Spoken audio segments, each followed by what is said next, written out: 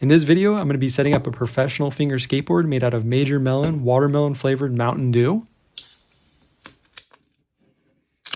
And since I haven't actually tried Major Melon flavored Mountain Dew before, I decided to pick some up and give it a try. You can already smell the watermelon flavor from here.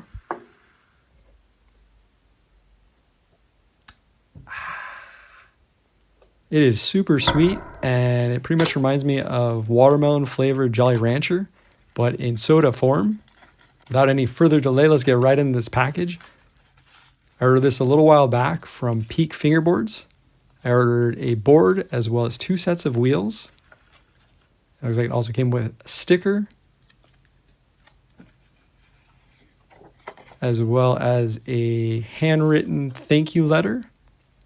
I'm always super impressed with the attention to detail that goes into packaging all the parts as well as the parts themselves, especially with the smaller fingerboard companies. And the first set of wheels look super clean. Those are for another setup. And these are the watermelon wheels. These look really nice as well. And crazy amount of detail for how small they are with the seeds even inside of the pink cores. And for the board, I ended up ordering for the shape the stubby shape, so it definitely looks a little bit different than your standard popsicle shape. It's a pretty standard size at 34 millimeters wide, but it is 85 millimeters long, about 10 to 15 millimeters shorter than your average popsicle board. Got some foam grip tape. And the board itself looks really nice in person, especially with the bottom ply being the Major Melon Mountain Dew aluminum can. And the side plies look really nice with a different color wood. And the top ply is a gray color with the black logo, looks super clean.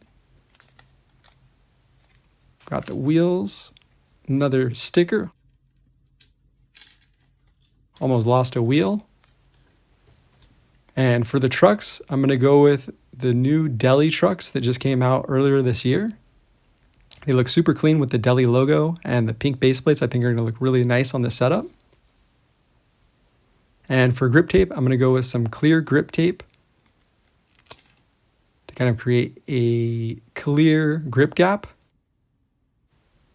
This clear grip tape was left over from my Obvious board. And I usually do grip gaps on the Obvious boards as well, just because I like the way it looks, but I don't really like to have a really wide grip gap where it kind of has a different feel to the different heights of the board. And this stuff kind of fills everything in, but while keeping the board see-through so you can see what's underneath. And I think it looks really clean on this board. And instead of trying to file it down, I am using a hobby blade. For the rest of the grip, I'm just going to use 1 millimeter foam grip tape.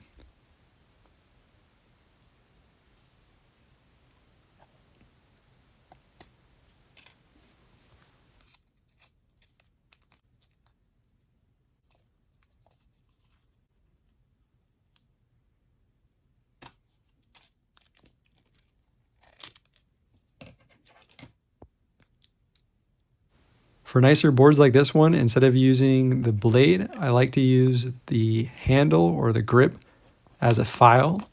And I found that this method gets a pretty clean grip line, as well as doesn't do any damage to the clear coat on the edge of the board. And I found that going over the edge like this just a few times gives a pretty clean line and cuts through the bottom of the grip tape or the sticky adhesive part. And this stuff was a little hard to peel off, but once it did come off, it came out pretty clean. All that's left to do is clean up the edges of the board. And with the grip clean, I'm going to go ahead and poke some holes for screws. I found using a smaller screwdriver on the top is a really easy way to poke them through. And then coming back with a larger Phillips screwdriver, just applying a little bit of pressure, going back and forth makes a really nice hole.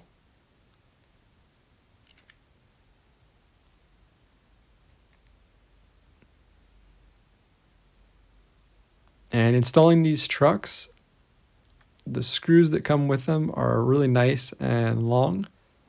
And they're also pre-threaded, so it's important to just get it threaded, and they should go in really easily, which they're going in super easy.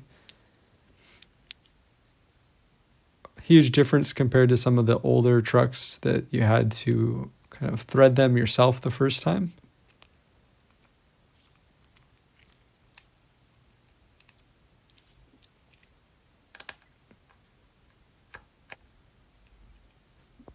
With both of the base plates fully seated on the board, all that's left to do is swap out the tuning.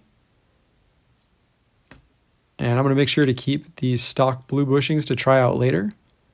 But to match the theme of the board, I'm going to go with a red baked bushing from Broken Knuckle Fingerboards, as well as a black one from Broken Knuckle Fingerboards as well.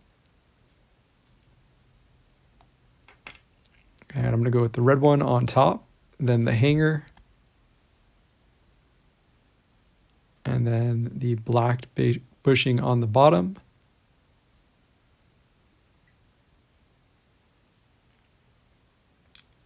And these trucks are really cool because they have a hex nut, kind of inverted kingpin. And these are machine threaded as well. They go in super smooth, but it's important not to cross thread them and just go super slow. And I'm going to go and swap out the other one the same way.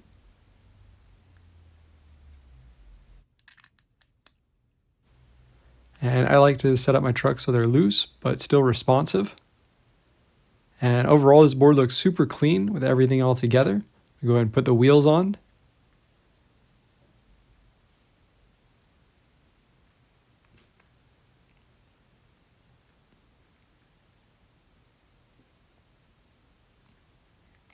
These trucks are really nice with the amount of adjustability and being able to make sure the trucks are nice and tight, but at the same time enough room to be able to spin.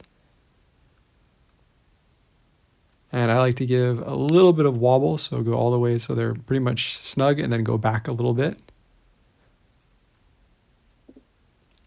This looks super nice, and all together it is a really, really solid looking setup. It's going to be a lot of fun. All that's left to do is go ahead and try it out. And it feels super weird with it being a little bit shorter. It's a lot easier to spin it, doing like 360 motion long ways. And compared to a normal size board, definitely looks a little different. And doing tricks, it's a little bit harder to do kick flips and heel flips or anything doing flips on that axis. But doing flips going the other way is a little bit easier, as well as impossibles seem to be pretty easy to control. Overall, this is a super fun board to play around with. It's a super unique shape, and I'm really happy with how the board came together. I think it looks really clean with the pink and green watermelon theme. And I just want to make a quick shout out to Peak Fingerboards as well as Deli Fingerboards. All the parts that came in for this setup are super nice quality. And if you're not already following them, make sure to check them out as well as follow them over on Instagram.